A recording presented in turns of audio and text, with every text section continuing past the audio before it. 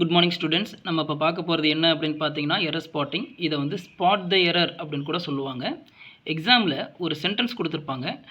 அந்த சென்டென்ஸில் ஒரு சில எரர் இருக்கும். அந்த எரர் என்ன அப்படிங்கிறத கண்டுபிடிச்சி கரெக்டாக வந்து எழுதக்கூடியது தான் ஸ்பாட் த எரர். எக்ஸாம்பிள், நான் வந்து ஒரு சென்டென்ஸ் கொடுத்துருக்கேன். இந்த ட்ரெயின்ஸ் ஆஃபன் ஆர் லேட் அப்படிங்கிறது தான் சென்டென்ஸ். இதில் வந்து எரர் இருக்குது.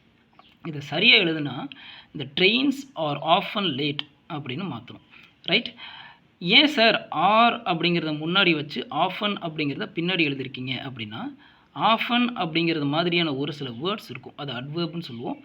ஒரு சில வேர்ட்ஸ் இருக்கும். அந்த வேர்டுக்கு அப்புறம் வரக்கூடிய வேர்ப் சப்போர்ட்டிங் வெர்பா மெயின் வெர்பா அப்படின்னு பார்க்கணும். சப்போர்ட்டிங் வெர்பு அப்படின்னா அந்த சப்போர்ட்டிங் வெர்பை முதல்ல எழுதி ஆஃபன் அப்படிங்கிற வார்த்தையை பின்னாடி எழுதணும். ஆஃபனுங்கிற மாதிரியான ஒரு சில வேர்ட்ஸ் இருக்கும். அது என்னங்கிறத நான் பின்னாடி சொல்கிறேன். ரைட்? இப்போ சப்போர்ட்டிங் வெர்புனா என்ன சார் அப்படின்னா, இந்த டென்ஸில் வருது am, is, are, was, were, have, has, had, இந்த மாதிரியான வார்த்தைகள் இருக்குது பார்த்தீங்களா? இதுதான் வந்து சப்போர்ட்டிங் வெர்புன்னு சொல்லுவோம். இதை சப்போர்ட்டிங் வெர்புன்னு சொல்லுவோம், பிஃபார்ம் வெர்புன்னு சொல்லுவோம், அடுத்தது ஆக்சிலரி வெர்புன்னு கூட சொல்லுவோம். நீங்கள் கன்ஃபியூஸ் ஆக வேண்டாம். ரைட்? இப்போ சப்போர்ட்டிங் வெர்புனா நம்ம என்ன பண்ணணும்? சப்போர்ட்டிங் வெர்பை தூக்கி முன்னாடி எழுதிட்டு அதுக்கப்புறம் ஆஃபனுங்கிற மாதிரியான வார்த்தைகளை பின்னாடி எழுதணும். இதே மெயின் வெர்பாக இருந்ததுன்னா என்ன பண்ணலாம்? அப்படியே அடுத்த சென்டென்ஸ் வாங்க.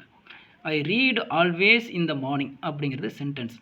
இதை சரியாக எழுதணும் அப்படின்னா I always read in the morning.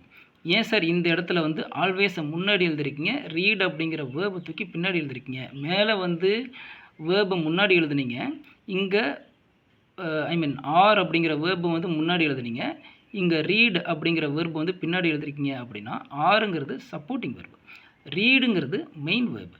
So அதனால் மெயின் வெர்பாக இருந்தால் நம்ம என்ன பண்ணணும்? அவங்க கொடுத்துருக்க அட்வெர்பை முன்னாடி எழுதி மெயின் வெர்பை பின்னாடி எழுதணும். அதே சப்போர்ட்டிங் வெர்பாக இருந்துச்சுன்னா ஆர் அப்படிங்கிற சப்போர்ட்டிங் வெர்பை முன்னாடி எழுதி ஆஃபன் அப்படிங்கிற அட்வெர்பை பின்னாடி எழுதணும். இப்போ முன்னாடி சொன்னேன் பார்த்தீங்களா, என்ன அப்படின்னு பார்த்தீங்கன்னா, ஒரு சில வார்த்தைகள் வந்தால் வேர்ப் எப்படி இருக்கணும்னு பார்க்கணும்னு சொல்லிட்டு அந்த மாதிரியான வார்த்தைகள் என்ன அப்படின்னு பார்த்தீங்கன்னா, always, frequently, never, hardly, often, rarely, seldom, scarcely, mostly, sometimes. இந்த மாதிரியான வார்த்தைகள் வந்ததுன்னா நம்ம என்ன பண்ணணும்? அப்படியே மேலே வாங்க. சப்போர்ட்டிங் வெர்பாக இருந்தால் சப்போர்ட்டிங் வெர்பை முன்னாடி எழுதி இந்த மாதிரியான வார்த்தைகளை பின்னாடி எழுதணும். அதே மெயின் வெர்பாக இருந்ததுன்னா இந்த மாதிரியான வார்த்தைகளை முன்னாடி எழுதி மெயின் வெர்பை பின்னாடி எழுதணும். இதுதான் ரூல். ரைட்? இதை வந்து நல்லா வந்து ரூலை மனப்பாடம் பண்ணி வச்சுக்கோங்க. எந்த மாதிரியான வார்த்தைகள் வந்தால் நம்ம சப்போர்ட்டிங் வெர்பை முன்னாடி எழுதணும், மெயின் வெர்பை பின்னாடி எழுதணும் அப்படிங்கிறது தான் இந்த மாதிரியான வார்த்தைகள். அடுத்தது நான் உங்களுக்கு ஒரு சென்டென்ஸ் வந்து கொடுக்குறேன். அதை வந்து சரியாக எழுதி கமெண்ட்டில் வந்து ஆன்சர் எழுதி கொடுங்க. இதுதான் அந்த சென்டென்ஸ். த ஆப்போசிஷன் பார்ட்டி சப்போர்ட்ஸ் ரேர்லி த ரூலிங் பார்ட்டி. இதில் வந்து எரர் இருக்குது. என்ன எரர் இருக்குது அப்படிங்கிறத வந்து சரியாக எழுதி கமெண்ட்டில் வந்து சென்ட் பண்ணுங்கள்.